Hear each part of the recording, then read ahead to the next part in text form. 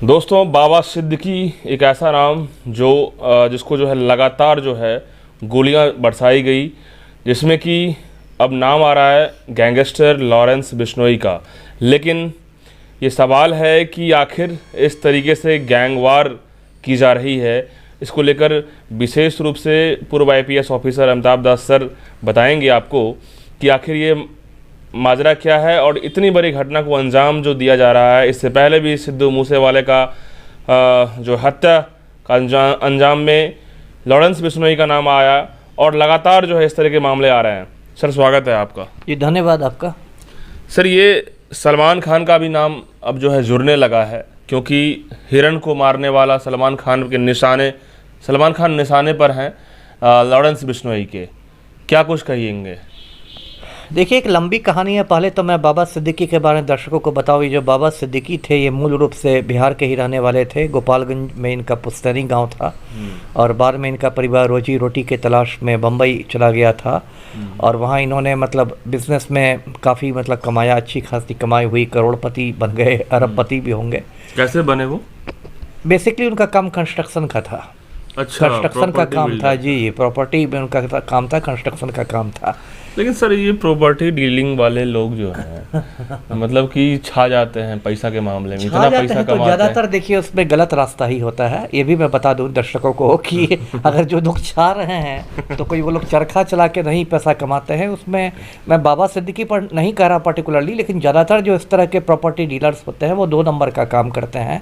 किसी को डराना, किसी को धमकाना, किसी की ज़मीन पर कब्जा कर लेना, कोई जाली दस्तावेज बनाना, होता है ना इस तरह से काम। तो खैर वो एक अलग कहानी हो जाएगी। तो बाबा सिद्दीकी बड़े एक बिजनेसमैन बन गए, फिर ये राजनीति में भी आए। ज़्यादातर समय 48 साल तक इन्होंने कांग्रेस की राजनीति की। इनको सुनील दत्त का आशीर्वाद मिला हुआ था, मेनली सुनील दत्त की सरपरस्ती में ये आगे बढ़े। संजय दत्त के जो पिता है, हाँ, संजय दत्त के पिता सुनील दत्त खुद बड़े अभिनेता थे, नरगिस के पति थे और सांसद भी रहे, मनमोहन सिंह सरकार में मंत्री भी रहे और वो भी बांद्रा से ही एमपी चुने जाते थे। तो नरगिस मुस्लिम महिला थी। जी जी, उनसे शादी हुई थी जी, सुनील दत्त की। तो कनेक्शन था बाबा सिद्दीकी से?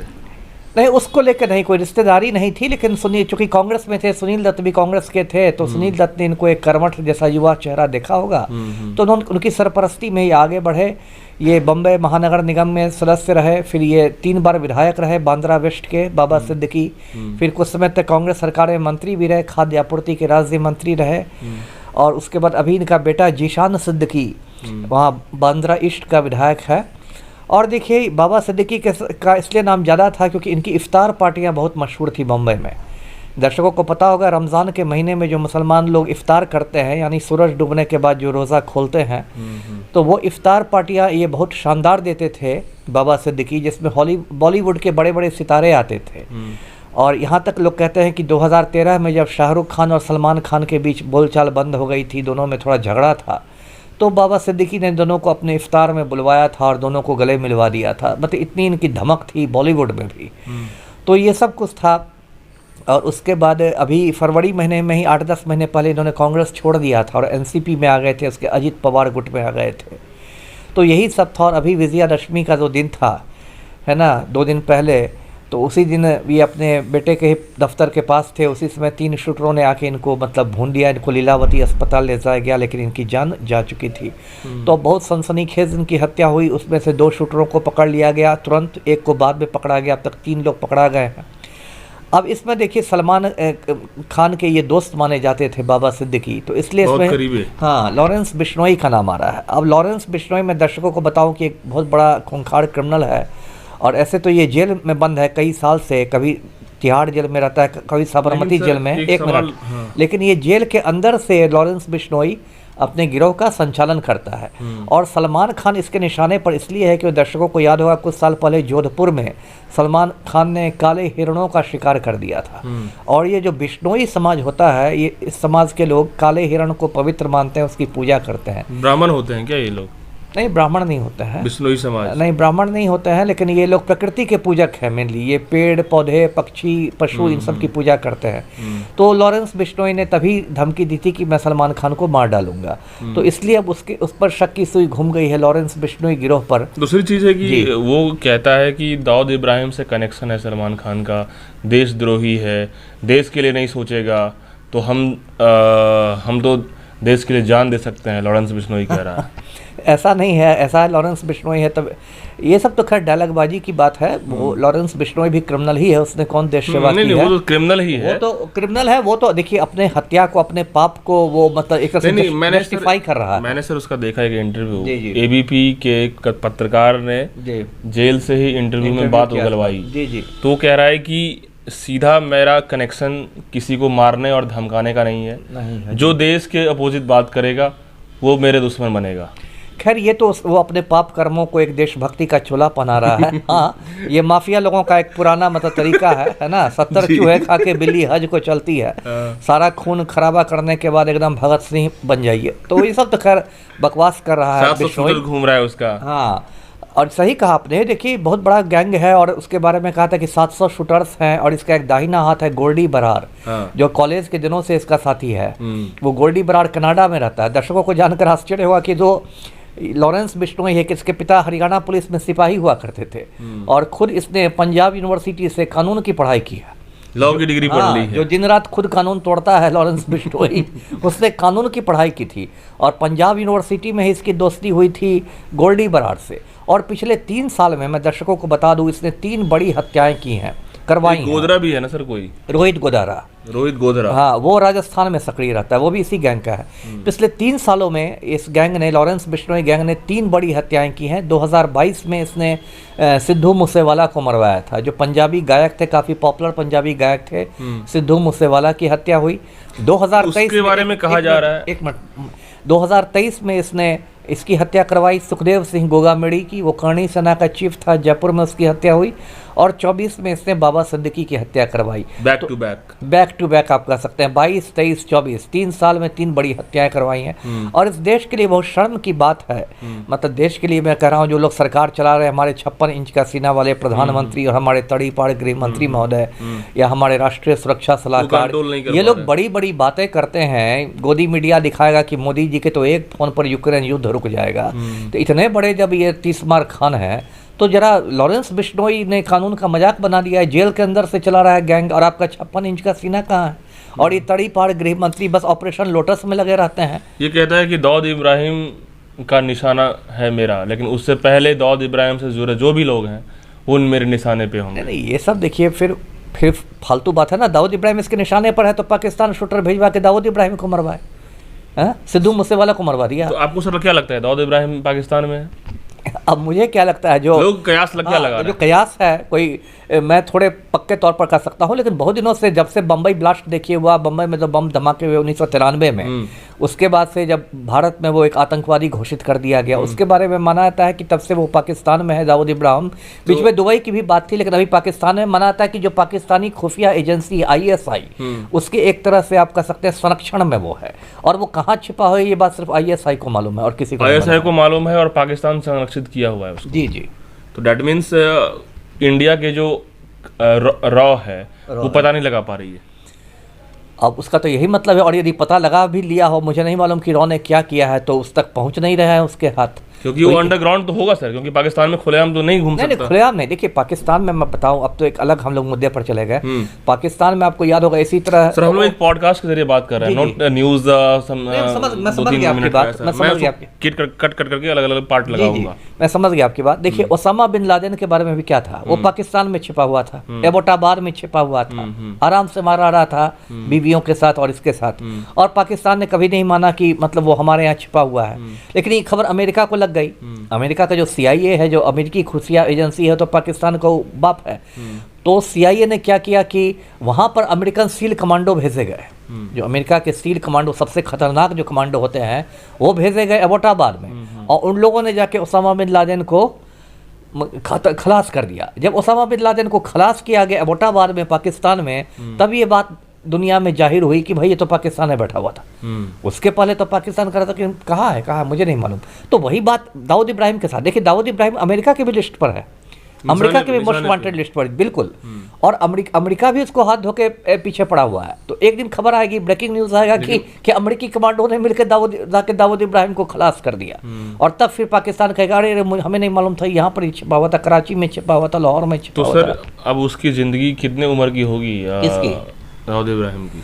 अब देखिए ये लोग तो जो आतंकवादी लोग सर पुराने आदमी हैं। वही हमने दाऊद इब्राहिम को पनपते आपने देखा होगा कि लंबे अरसे से उसका गैंगस्टर जो है वो गैंग बनाया 80 के दशक से उसकी भी बहुत इंटरेस्टिंग कहानी है, क्योंकि आपने बात शुरू की।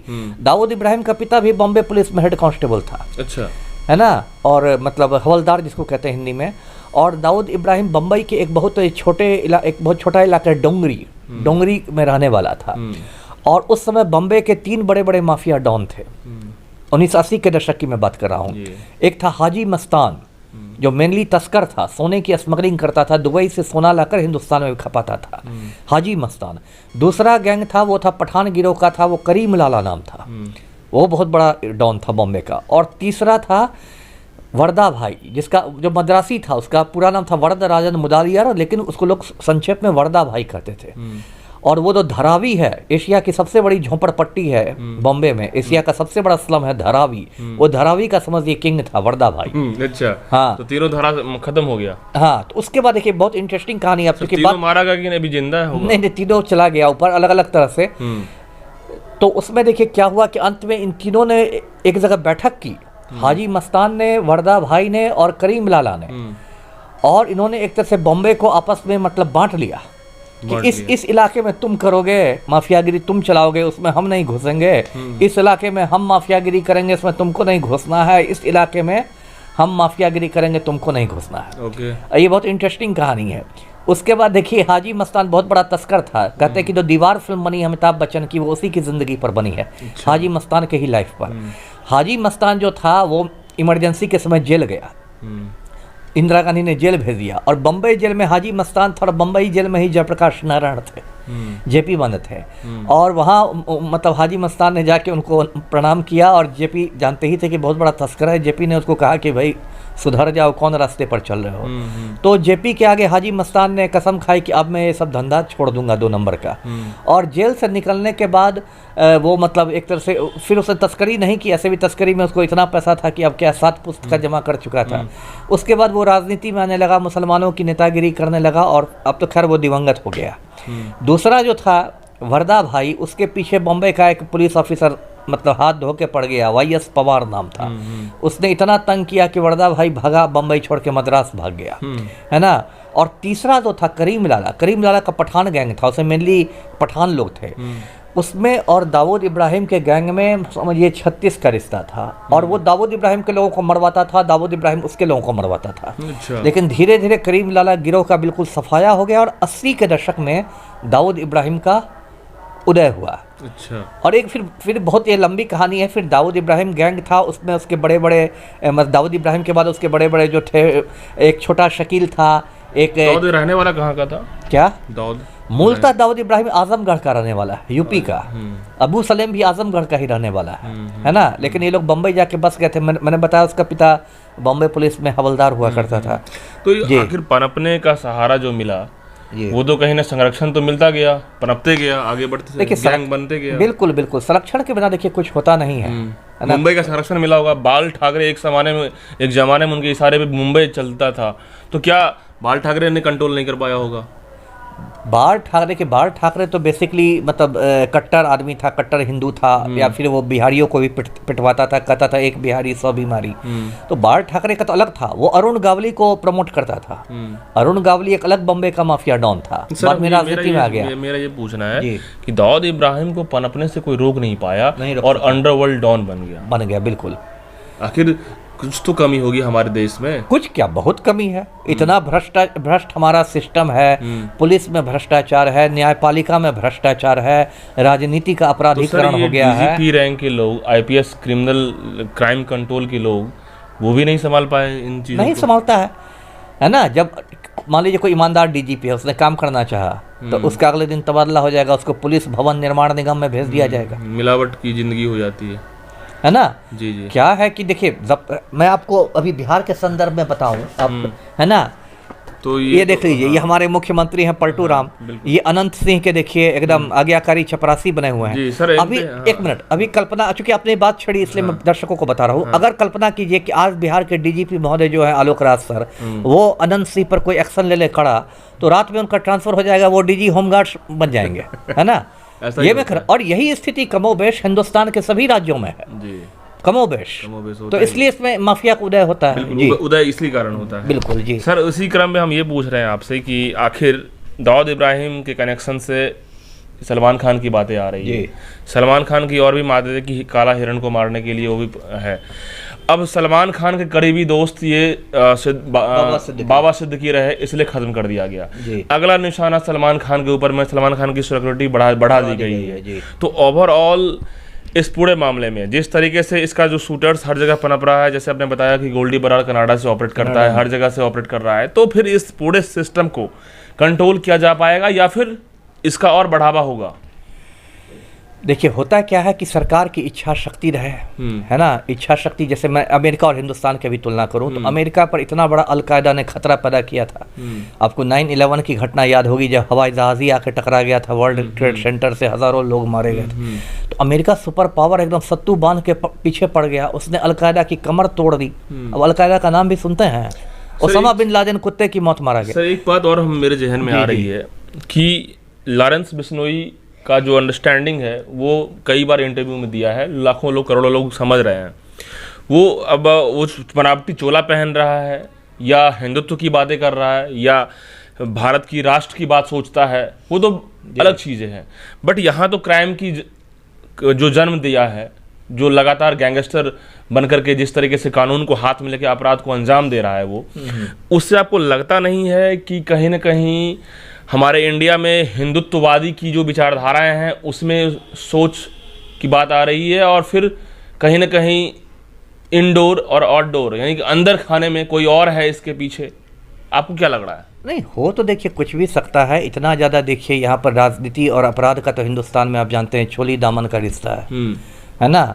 हो सकता है अभी हम लोग बात कर रहे हैं लॉरेंस बिश्नोई पर, क्यों नहीं कंट्रोल कर रहे हैं मोदी जी। हो सकता है मोदी जी और बिश्नोई के अंदर ही कोई सांठगांठ हो, कौन जानता है, हु नोस, है ना। ये बात ना है। तो क्या है कि इस मतलब इतना ज़्यादा जो इस देश में मतलब माफिया हावी हो गया है और सत्ता के गलियारों में भी हावी है।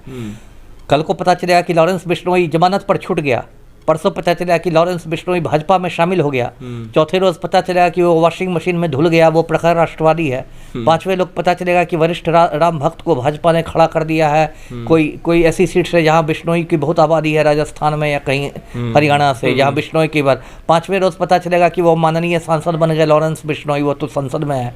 अगले रोज पता चलेगा कि वो गृह राज्य मंत्री बन रहे हैं, IPS लोग उनको सैल्यूट कर रहे हैं। लेकिन तो इस देश में तो कुछ भी हो सकता है। बिल्कुल, इस बात की तो पुष्टि हम ये नहीं कर सकते हैं कि लॉरेंस बिश्नोई का संरक्षण कहीं ना कहीं हिंदुत्ववादी तरीके से मिला है या फिर पूरे इंडिया भारत की सरकार दी है, इस पुष्टि नहीं कर सकते हैं। लेकिन ये बात को क्या दाऊद इब्राहिम को निशाना बनाने के लिए या फिर तमाम तरह के देश में ऐसे लोग जो पनप रहे हैं उसके निशाने पे आने के लिए क्या लॉरेंस बिश्नोई को एक बार संरक्षण दिया जा सकता है? क्या ऐसा हो सकता है? नहीं, वो तो संरक्षण देना, मैं आपकी बात समझ गया कि दाऊद इब्राहिम के खिलाफ क्या लॉरेंस बिश्नोई को खड़ा किया सकता है। देखिए अगर खड़ा करना पड़ा आपको लॉरेंस बिश्नोई से, इसका मतलब आपका पूरा खुफिया तंत्र फेल है। इसका मतलब रॉ में औकात नहीं है। जो काम रॉ को करना चाहिए था वो काम बिश्नोई कर रहा है। लॉरेंस बिश्नोई को ही रॉ का चीफ बना दीजिए, ये तो आप कह रहे हैं। इसका मतलब आपका पुलिस सिस्टम फेल है, आपके सारे IPS नकारा है, इसका तो यही मतलब हुआ ना। तो ये तो पूरे देश के लिए शर्म की बात हो जाएगी। इसलिए अगर वो हो रहा है तो वो भी पूरे देश ये भी है ना कि राव अभी तक जो है आप बता रहे हैं कि अमेरिका खुफिया एजेंसी पता लगा करके लादेन को खत्म कर दी। बिल्कुल, लेकिन रॉ जो है आखिर अब तक दाऊद इब्राहिम इतना बड़ा हमारे इंडिया को नुकसान पहुंचाया, उसको नहीं पता कर पा रही है। तो फिर रॉ यानी कि कानून का कोई हाथ में ले रहा है, इसका मतलब लॉरेंस बिश्नोई टाइप के लोग हाथ में कानून को लेकर के और दिखा रहा है अपना पावर। वही स्थिति है ना। देखिए जितनी भी सेंट्रल एजेंसी, आप रॉ कहिए, IB कहिए, CBI कहिए, इन सब का धड़ल्ले से राजनीतिक दुरुपयोग होता है। ये मैं बता रहा हूँ। जैसे IB है, देखिए रॉ और IB का मैं फर्क बता दूं दर्शकों को।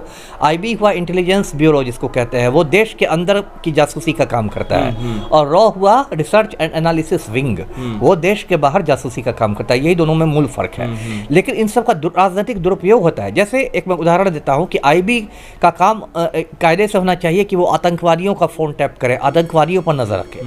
लेकिन हो सकता है, ये संभव है कि IB राहुल गांधी का फोन टैप कर रहा हो बैठ के। है ना, विपक्ष के नेता का फोन टैप कर रहा हो, क्योंकि उसका राजनीतिक दुरुपयोग हो रहा है। वो एक सेंट्रल एजेंसी है, तो रूलिंग पार्टी जो है बीजेपी, वो उसका राजनीतिक दुरुपयोग करेगी, उसको कहेगी ना ना आतंकवादी से का फोन नहीं टैप करना है। राहुल गांधी क्या बात करते हैं, अखिलेश यादव से टैप करके बताना है तड़ी फाड़ गृह मंत्री। तो सर आपको लगता है कि सलमान खान की सुरक्षा इतनी बढ़ा दी गई है, तो क्या सलमान खान की सुरक्षा के इंतजाम होने के बावजूद भी उसकी निशाने में आ सकता है? अब देखिए, ये तो एक आपने ऐसा सवाल किया, अभी तो बात आ रही है कि बाबा सिद्दीकी को वाई श्रेणी की सुरक्षा थी, लेकिन जब हत्या हुई तो उसके अंगरक्षक कहाँ थे? गायब हो गए थे। कहाँ थे?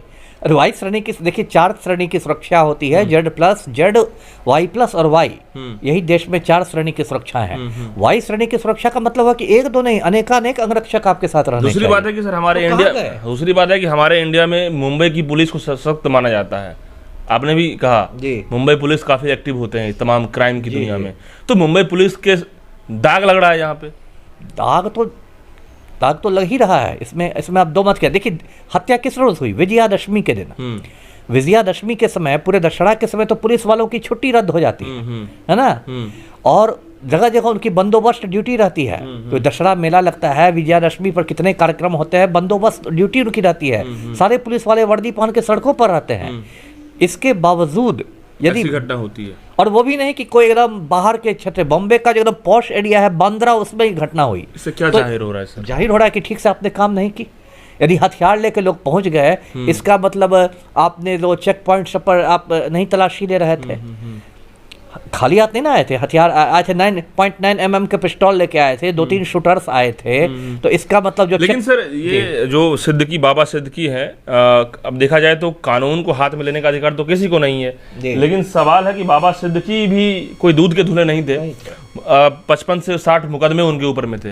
बिल्कुल, देखिए मैं देखिए मोटा मोटी ये याद रखिए कि हिंदुस्तान जैसे गरीब देश में, जहाँ एक आदमी को 2 बार की दाल रोटी मुश्किल से मिलती है, उस देश में यदि किसी के पास अफरात पैसा हो जाए, 1000 करोड़, 2000 करोड़, 3000 करोड़, तो पूरी संभावना है कि वो 2 नंबर का काम करता होगा, पूरी संभावना है।